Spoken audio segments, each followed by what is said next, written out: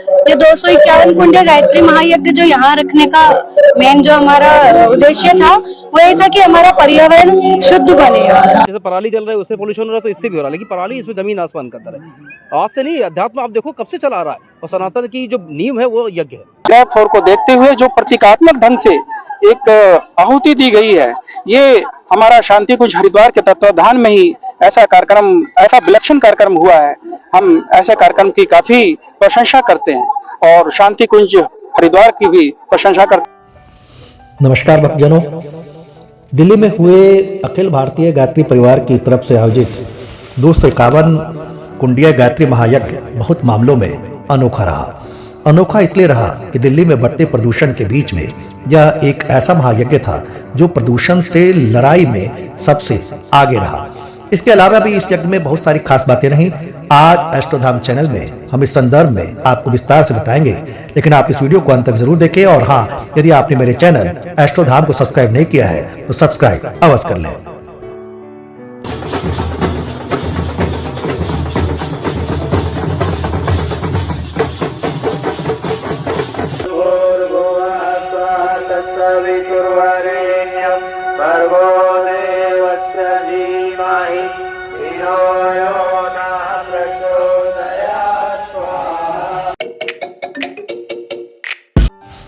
प्यारे भक्तजनों, दिल्ली के द्वारका क्षेत्र के सेक्टर 8 स्थित रामलीला ग्राउंड और द्वारका सेक्टर 7 स्थित दादा देव मंदिर मेला ग्राउंड में 20 से लेकर 24 नवंबर 2024 तक 251 गायत्री महायज्ञ का आयोजन किया गया।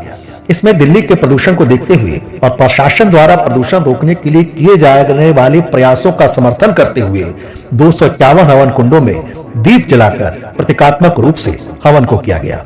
आपको बता दें कि पिछले कई सालों से दिल्ली में इस प्रकार के गायत्री महायज्ञ होते आए हैं और कई सालों से देखा जाता रहा है कि इस यज्ञ में जलने वाली अग्नि और समिधा से आसपास के प्रदूषण में निश्चित रूप से गिरावट आती है।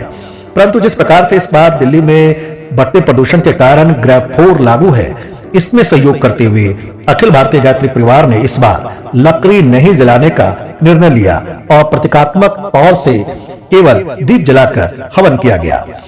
इसके साथ ही पर्यावरण के प्रति सचेत रहने का आह्वान किया गया। लोगों को मन से बार बार पर्यावरणिक खतरों से बचने के लिए और लोगों को अधिक से अधिक पेड़ लगाने के लिए भी कहा गया। इस महायज्ञ में 4 दिनों में लगभग 50 से 60 हजार लोगों ने यज्ञ किया। सभी ने पीले कपड़ों में इस अनोखे यज्ञ को पूरा किया। आपको बता दें, यज्ञ के अंतिम दिन वेदांता हॉस्पिटल के प्रसिद्ध कार्डियोलॉजिस्ट डॉक्टर नरेश त्रिहान और लंग ट्रांसप्लांट करने वाले डॉक्टर अरविंद कुमार भी वहां पर आए थे और सबने अंगदान की अपील की। आपको बता दें कि यहाँ पर कई तुलसी के पौधे लोगों को मुफ्त बांटे गए। इसके अलावा युग साहित्य, युग प्रदर्शनी, सभी संस्कार जैसे पुंसवन, अन्नप्रशासन, मुंडन, गायत्री मंत्र, दीक्षा, यज्ञोपवीत सभी आदि निःशुल्क किए गए। एक प्रकार का इस प्रकार से एक अनोखा यज्ञ रहा जो मानव समाज के कल्याण के लिए किया गया। ऐसे यज्ञ की लकड़ियों में कुछ विशेष लकड़ियों को प्रज्वलित किया जाता है जिससे कहीं न कहीं प्रदूषण में गिरावट आती है। फिर भी अखिल भारतीय गायत्री परिवार ने जो कुछ किया, दिल्ली में बढ़ते खतरनाक प्रदूषण का स्तर को देखते हुए, और आपको सबसे महत्वपूर्ण बात बता दें कि विशेष आहुति भी दिलाई गई जो पर्यावरण के प्रति उसके कल्याण के लिए और पर्यावरण संतुलन के लिए थी और बढ़ते प्रदूषण को कम करने के लिए थी। और कहते हैं कि इसका प्रभाव भी कुछ देखा जा रहा है और दिल्ली में अब थोड़ा सा प्रदूषण का स्तर है, थोड़ा कम होता हुआ दिख रहा है, खासकर द्वारका के सेक्टर में।